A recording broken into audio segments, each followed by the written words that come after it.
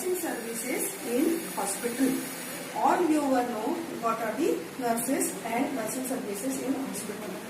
Nurses, they are the vital primary सबसे important function उनका और वो सबसे ज्यादा इम्पोर्टेंट नीड है हॉस्पिटल की. डॉक्टर तो अपना ट्रीटमेंट दे देते हैं, लेकिन नर्सेस बाकी उस ट्रीटमेंट को किस तरीके से फॉलो करवाना है, किस तरीके से केयर लेनी है पेशेंट की, ये सारा कुछ नर्सेस ही देखती है. Again, nurses are the largest group of services in hospital. They include nursing director, nursing incharge and head nurse. The nursing director, it is the main chief position of nurses who hold all the duties of other nurses or decide the duties of other nurses. Now, nursing department includes operation theatre, recovery room, labor room, central supply room.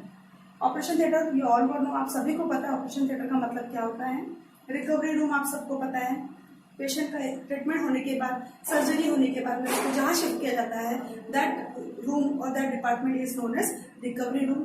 And after that labour room, where the deliveries of और gynaecological department is known as labour room.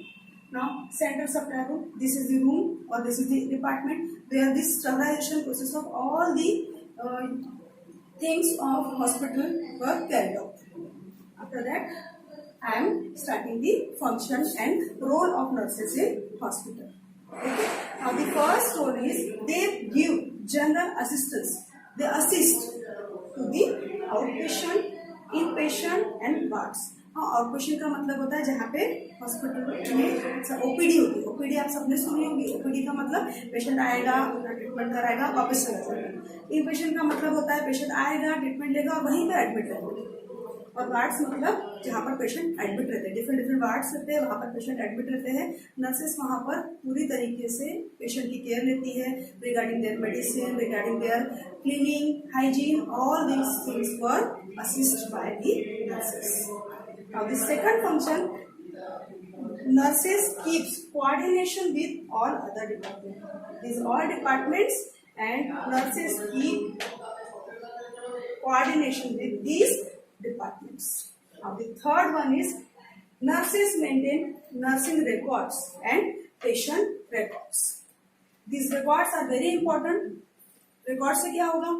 Patient कब आया था, patient ने किस तरीके का treatment लिया है, वो कितने दिन के बाद डिस्चार्ज हुआ है, ये सारा कुछ पेशेंट रिकॉर्ड में रहेगा. और इन रिकॉर्ड्स को मेंटेन करके रखने की भी जिम्मेदारी नर्सेस की होती है.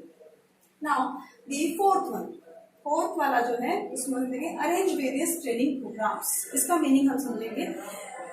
जो एडमिनिस्ट्रेटर होता है हॉस्पिटल का, जो डीन होता है, उनके निर्देशानुसार, उनके डायरेक्शन के अनुसार, उनके कहे अनुसार वो डिफरेंट वहां पर प्रोग्राम्स, ट्रेनिंग के प्रोग्राम्स, उनकी जूनियर नर्सेस होती है, फार्मासिस्ट होते हैं, जूनियर डॉक्टर्स होते हैं, उन सबके लिए जो ट्रेनिंग के प्रोग्राम्स है उनको अरेंज करना भी नर्सेस का ही रोल है.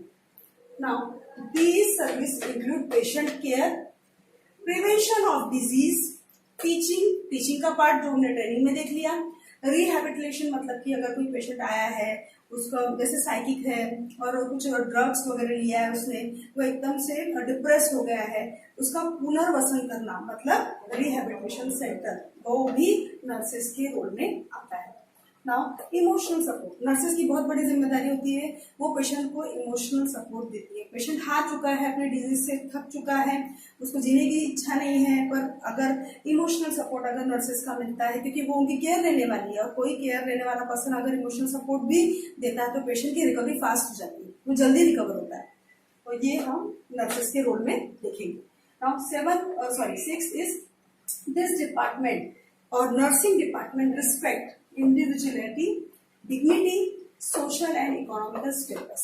यहाँ पर ये भी बताया गया है कि नर्सेस को पर्टिकुलर पर्सन का ध्यान रखते हुए ट्रीटमेंट करना है और ट्रीटमेंट को प्रोवाइड करना है.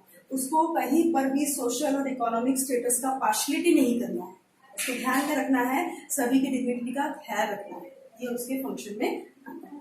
नाउ 7th में हमने देखा कि they train their junior nurses. उनके अंडर में कई सारी नर्सेस आती रहती है जिनको उन्हें ट्रेन करना है, हेड नर्स को, नर्स इंचार्ज को. और इस तरीके से हमने अभी देखा रोल ऑफ नर्सिंग सर्विसेज, जिसमें हमने देख लिया डिफरेंट फंक्शन हम लोगों ने देखा। सबसे पहला फंक्शन हमने देखा कि असिस्टेंस देती है, ट्रेनिंग देती है, अदर स्टाफ के साथ कोऑर्डिनेट करती है, मेंटेन करती है रिकॉर्ड्स का। ये सब चीजें हम लोगों ने देखा कि जो उनके प्राइमरी फंक्शन है। फिर 3 मार्क्स का क्वेश्चन आता है एग्जाम में, आपको इस तरीके से क्वेश्चन का आंसर लिखना पड़ेगा। Thank you. वाले हैं importance of medical records. Medical records का मतलब क्या होता है? हॉस्पिटल में जो रिकॉर्ड्स मेंटेन किया जाता है पेशेंट का, उसको हम कहते हैं मेडिकल रिकॉर्ड्स। नाउ इसका हम देखने वाले हैं पर्पस क्या है, इसका इम्पोर्टेंस क्या है। इस टॉपिक में हम वो डिस्कस करने वाले हैं। छोटा सा ही टॉपिक है, 3 मार्क्स का क्वेश्चन आता है। पर्पस और इम्पोर्टेंस शेयर करने के लिए, लिखने के लिए आता है, ठीक है। तो सबसे पहला फंक्शन है उसमें, it is the basis for planning and continuity of patient care. Patient आया है, एडमिट हो गया है, ट्रीटमेंट स्टार्ट हो गया है, इस पेशेंट को किस तरीके से ट्रीटमेंट दिया जाने वाला है, इसकी प्लानिंग और किस तरीके से आगे कंटिन्यू किया जाने वाला है, इसका बहुत बड़ा बेसिस है ये मेडिकल रिकॉर्ड, ठीक है। नाउ दिस सेकंड है it assist, medical record assist in protecting legal interest of hospital and patient. अगर पेशेंट को कोई डिजीज हुआ है, उसका मेडिकल क्लेम उसने किया है, तो उसको उसका पूरा रिफंड मिल सकता है, तो इसका एक हेल्प हो जाएगी। तो ये एक लीगल इंटरेस्ट की भी बात है। सिमिलरली हॉस्पिटल का भी एक वो रिकॉर्ड मेंटेन करने का प्रोसीजर है। Now the third, helps in communication between physician and patient and physician and other physician. If one physician which is taking care of a patient, वो पेशेंट की care ले रहा है, ट्रीटमेंट कर रहा है और उसको कुछ कंफ्यूजन है, तो इसी रिकॉर्ड के जरिए वो अपने अदर फिजिशियन से, अपने कलीग से बात कर सकता है कि ये रिकॉर्ड से ये मैंने उसको ट्रीटमेंट दिया है, this medicine I have given to that patient. तो वो उसको अगर कुछ सजेशन चाहिए, कुछ कंफ्यूजन है, वो दूर कर सकते हैं with the help of this medical record. Okay, now the next one, it act as a evidence. अगर ये एविडेंस के रूप में भी काम कर सकता है। वही मैंने आपको बताया, अगर मेडिकल पॉलिसीज है, मेडिकल क्लेम है, अगर हॉस्पिटल के ऊपर किसी पेशेंट ने झूठा केस कर दिया है कि हमारे पेशेंट को ये डिजीज नहीं हुआ था, हमारा पेशेंट डेथ हो गई उसकी यहाँ पर लाने के बाद, तो हॉस्पिटल भी इसको एविडेंस जैसा इस्तेमाल कर सकता था या कर सकता है, क्योंकि हमारे पास ये रिकॉर्ड है, हमारे पास सारा कुछ लिखा हुआ है कि ये पेशेंट की ऐसी ऐसी कंडीशन थी। अगर आप उसको रिकॉर्ड ही नहीं करेंगे, उसको मेंटेन ही नहीं करेंगे, तो आपके पास क्या एविडेंस रहेगा कि पेशेंट को क्या हुआ था, क्यों वो गुजर गया। तो इसीलिए ये act as a evidence. Now the fifth one, ये जितना भी मेडिकल रिकॉर्ड का मेंटेन किया हुआ डाटा है, can be use as in research and education purpose.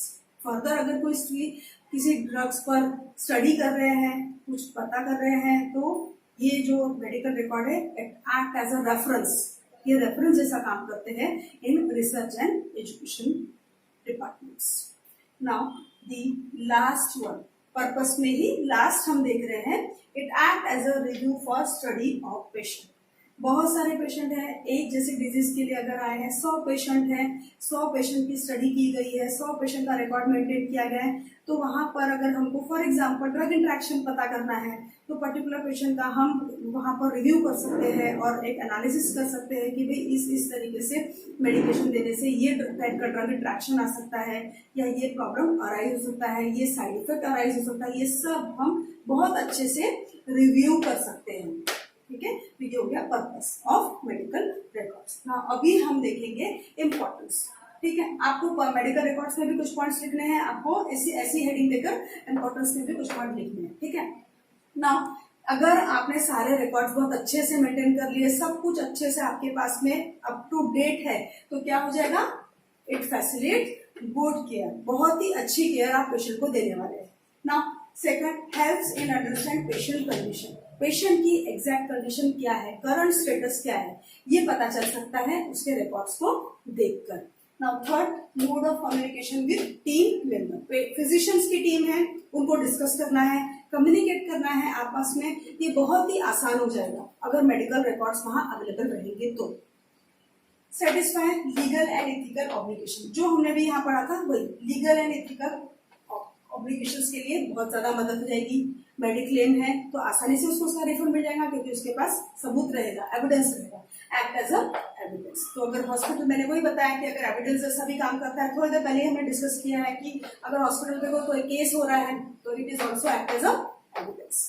Now अब हम शॉर्ट में थोड़ा सा देखेंगे कि प्रिंसिपल किन आधार पर या किन बेसिस पर हमारा मेडिकल रिकॉर्ड रहना चाहिए और कौन से मेन पॉइंट्स है जो हमारे मेडिकल रिकॉर्ड्स को मेंटेन करते वक्त हमको ध्यान में रखने चाहिए। तो सबसे पहला है एक्यूरेटली प्रिपेयर्ड होना चाहिए, एकदम एक्यूरेट, जो पेशेंट का कंडीशन है वो एक्यूरेसी वहां पर आनी ही चाहिए।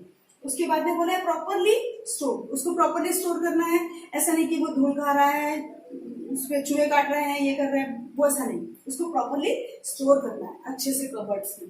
नाउ रीडिंग अवेलेबल, उसको देखते बराबर ही सामने वाले को उसको पढ़ते आना चाहिए, उसकी कंडीशन ध्यान में आनी चाहिए पेशेंट की, इतना अच्छे से रीडिंग उसका होना चाहिए। Now next is easily accessible, अगर बोला आजकल कंप्यूटर का जमाना है, एक क्लिक किया वो पेशेंट की फाइल खुल जाती है, तो इस तरीके का भी अपग्रेडेशन मेडिकल रिकॉर्ड्स में आजकल बड़े बड़े हॉस्पिटल्स में किया जा रहा है, जिसको हम कहेंगे इजीली एक्सेसिबल। तो हमने क्या क्या देख लिया, हमने देखा एक्यूरेटली प्रिपेयर्ड होना चाहिए, उसके बाद प्रॉपरली स्टोर्ड होना चाहिए, उसके बाद देखा रेडीली अवेलेबल होना चाहिए, और उसके बाद हमने देखा इजीली एक्सेसिबल। तो हमने क्या देखा, अभी हमने देखा मेडिकल रिकॉर्ड्स को हमने क्या देखा, उसका हमने पर्पस देखा, उसके बाद हमने उसका इंपॉर्टेंस देखा, और अभी हमने देखा प्रिंसिपल में कौन सी बातें हैं जो उसको बहुत ज्यादा ध्यान में रखनी है। तो ये हमने अभी देख लिया मेडिकल